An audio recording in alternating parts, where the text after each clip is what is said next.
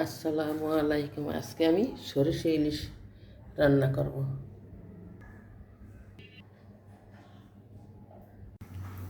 এখানে আমি তেল দিয়ে দিছি একটা চামচ। আমি মাছটা হালকা একটু ভেজে নেব।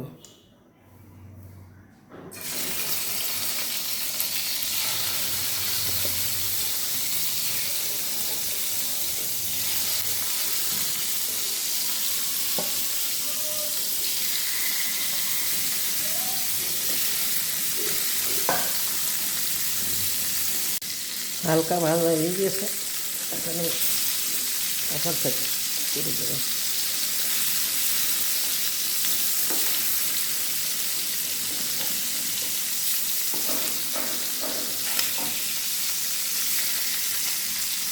এ সাইডে ভাজা হয়ে গেছে, এখন আমি তুলে নেব।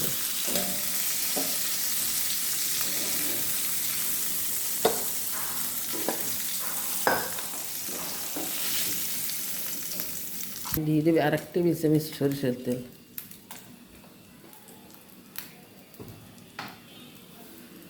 পেঁয়াজ বাটা,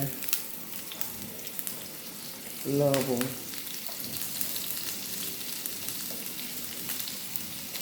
হাফ চামচ হলুদের গুঁড়ো, অল্প একটু শুকনো মরিচের গুঁড়া,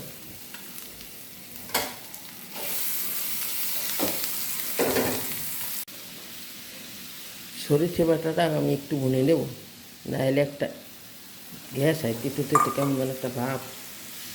আর যদি কেউ লাল সরিষা দেয় তাই বেটে সেটা যেন সেকে ছোলা ফেলাই দেয়, নাল তিতে লাগবে খাইতে। এইভাবে আমি একটু হালকা কষিয়ে নেব। দিয়ে দেবো কাঁচামরিচ ফালি করে দিছি এখানে।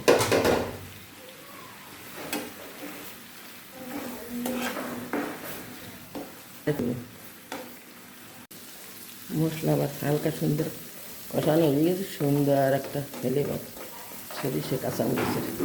এখন আমি দিয়ে দেবো ঝোল মাছ।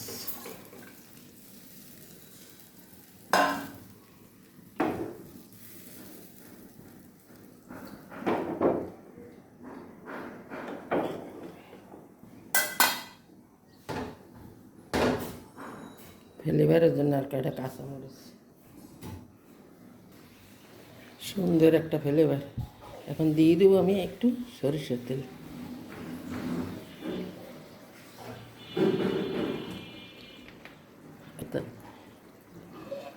এক টেবিল চামচ সরিষার তেল দিচ্ছি আমি। এখন আর 3-4 মিনিট একটু দমে রাখ। এইভাবে সরিষা ইলিশ রান্না করলে জিভে লেগে থাকার মতো একটা স্বাদ। এটা সিম্পল একটা রান্না। এখন আমার রান্না হয়ে গেছে সরিষা ইলিশ, এখন আমি তুলে নেব। সরিষা ইলিশ রান্না জিভে লেগে থাকার মতন স্বাদ।